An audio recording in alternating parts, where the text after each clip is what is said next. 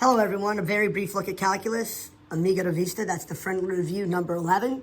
I want to evaluate this limit. This limit, I do not need the drawing for. So I'm going to plug in the 5, and that gives me 5 minus 5. Well, that's 0. I plug in the 5 on the bottom, that gives me 25. Minus 25, that's 0. And that spells oops. That means I have to do something else. You're not allowed to have 0 divided by 0, but you can continue to work. So I'm going to factor the bottom. X plus 5 times x minus 5 on the bottom. Let's recognize that there's an x minus 5 on the top. Those will reduce out. And that'll leave me with just 1 over x plus 5. So now I'm going to plug in 5 to 1 over x plus 5. And that's going to give me 5 plus 5 on the bottom. And that would give me 1/10. Now I need the drawing for number 2. I need the drawing. As I approach negative 2 from the left. So I'm going to approach negative 2, which is right here on the x-axis. As I approach that negative 2 from the left, I get closer and closer to the y value, 0.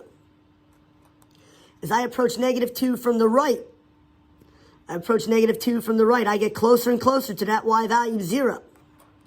Now, when the left-handed limit equals the right-handed limit, that means down here, as I approach negative 2 from the right and left, or left and right, there is a closed circle there. They both meet at the same spot. These are equal. And that's the definition of continuity.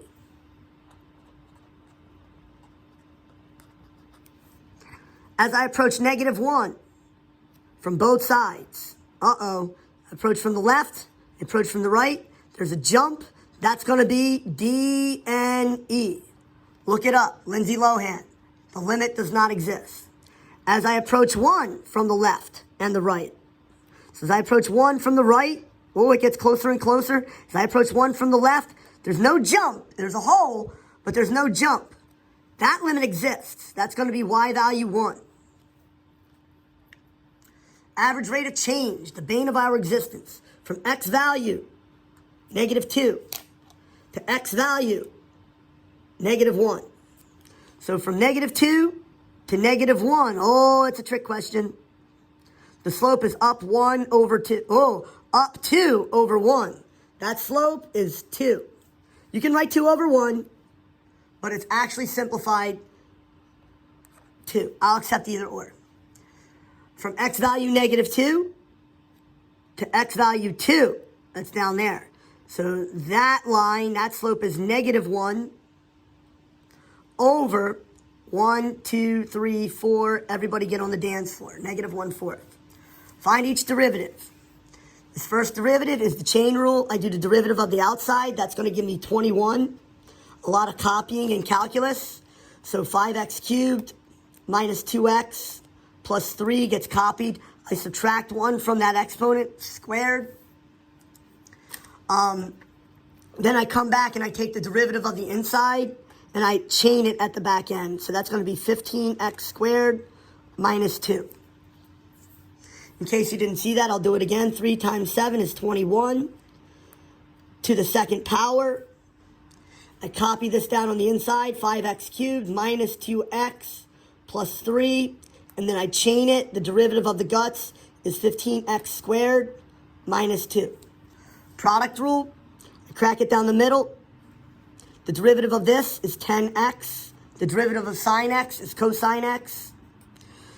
Crisscross applesauce, that's going to be 5x squared times cosine x. There is a plus in the product rule.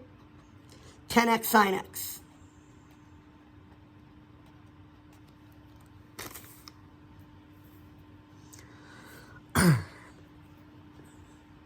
Quotient rule, I have a high, I have a low. The derivative of the high is cosine x. The derivative of the low is 10x. The song is low, D high, less, high, D low. Draw the line, square below. I'm not going to simplify. I'm just going to set up this template and wing it. I'm setting this up as if you were taking it in a computer-based class. So the low is 5x squared. The D high is cosine x. Minus the high is sine x. The D low is 10x. The low is 5x squared. And no, I'm not going to simplify anything. I'm going to let you slide with that. Thank you very much.